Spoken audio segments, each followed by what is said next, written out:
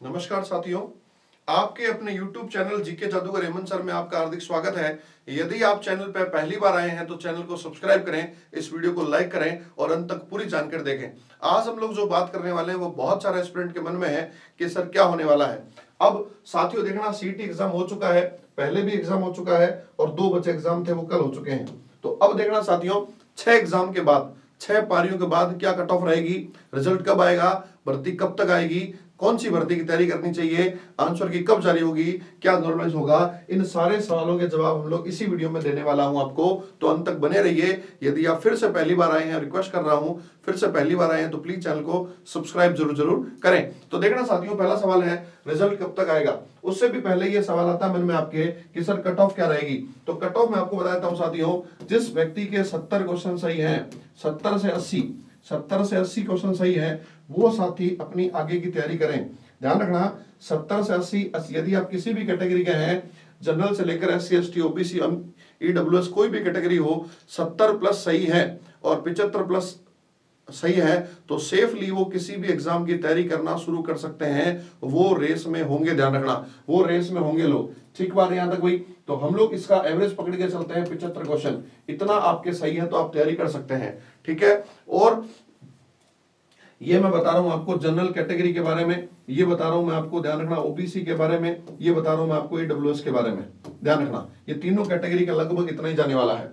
इसके अलावा जो भी कैटेगरी बची है बच्चों, जो भी कैटेगरी बची है SC ST जो है, उसमें आपको जो है ध्यान रखना, देखो 150 में से आपको 40% तो लाने ही लाने पड़ेंगे भाई, 40% तो लाने पड़ेंगे। मतलब आपके हर हाल में 60 क्वेश्चन तो सही होने चाहिए, 60 क्वेश्चन तो सही होने चाहिए, उससे नीचे तो कुछ भी मंजूर नहीं है। हाँ, SC ST में ये जरूर है 35% ही है, वहां रेशियो बच्चों 35% ही है, लेकिन मुझे नहीं लगता इससे नीचे कोई भी स्थिति मेरिट रहने वाली है। ठीक है, तो यहां तक मैं आपको बता चुका हूं कि 60 जो सवाल है कम से कम सही होने चाहिए। और अगर इन तीनों को छोड़कर आपके 65 प्लस क्वेश्चन सही हो रहे हैं, 65 प्लस सवाल सही हो रहे हैं, तो प्लीज साथियों तैयारी करना शुरू कर दीजिए। अब जो है फटाफट से भर्तियां आनी स्टार्ट हो जाएगी, जल्दी अब सारी भर्तियां आएगी। आप ऐसा ना हो कि आप चूक जाएं। ठीक है, तो आई होप मैंने अपना पहला आंसर का जवाब दे दिया है। दूसरा सवाल, रिजल्ट कब तक आएगा।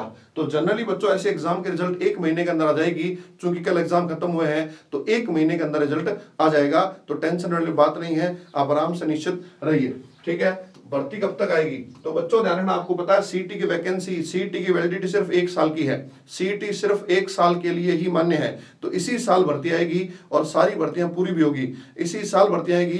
तो जैसे ही रिजल्ट पूरा होता है उसके तुरंत बाद, उसके लगभग 5, 7, 10 दिन, 15 दिन के अंदर अंदर जो है वो भर्ती आनी स्टार्ट हो जाएगी साथियों। ठीक है, किस एग्जाम की तैयारी करें। तो ध्यान रखना, जो एग्जाम है आपका सबसे मेन, जो सब लोग वेट कर रहे हैं, वो है LDC एग्जाम। LDC एग्जाम की, राजस्थान पुलिस एग्जाम की आप लोग तैयारी कर सकते हैं। ठीक है, तो ध्यान रखना, आंसर की कब तक जारी होगी।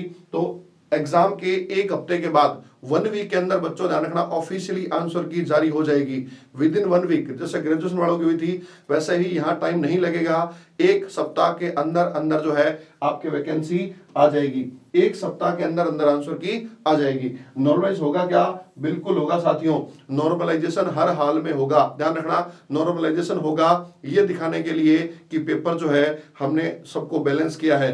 क्योंकि कई लोगों का पेपर 4 तारीख को गया था, कईयों का 5 को गया था, कई को 11 को गया था। तो जिसका 4 को हुआ है और 11 को हुआ है, इसमें लगभग 6-7 दिन का अंतर मिल गया, 6-7 दिन की तैयारी और कर सकता है। इसीलिए उस चीज को बैलेंस करने के लिए नॉर्मलाइजेशन होगा ही होगा, ध्यान रखना, नॉर्मलाइजेशन होगा, ध्यान रखना। ठीक है, आई होप मैंने आपके सभी आंसर के जवाब दे दिए हैं। यदि कोई क्वेश्चन दिमाग में है आपके और उसका आंसर नहीं दे पाया हूं तो प्लीज कमेंट सेक्शन में लिखें, मैं आपको रिप्लाई करने की कोशिश करूंगा। जय हिंद साथियों, नमस्कार, वंदे मातरम, जय हिंद।